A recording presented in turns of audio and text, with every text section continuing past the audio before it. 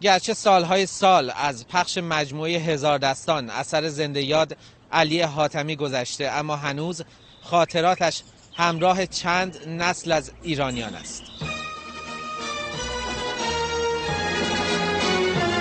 با آن بازی‌های بی‌نظیر و آن دیالوگ‌های درخشانش. اسم بوس هاشم، اهل دل.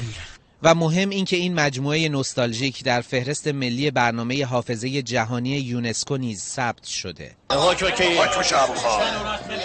توضیحات بیشتر با علی حاجیلاری، دیپلمات ایرانی در سازمان ملل. All countries and international. حافظه جهانی یا میراث مستند جهانی یونسکو برنامه این هست که این سازمان در سال 1992 ایجاد کرد به منظور ارتقاء آگاهی نسبت به خطراتی که این گونه میراث رو تهدید میکنه و به منظور حفظ و سهولت دسترسی به این آثار. دلم میخواست روزگار بهتری بوده، از عشق میگفتی.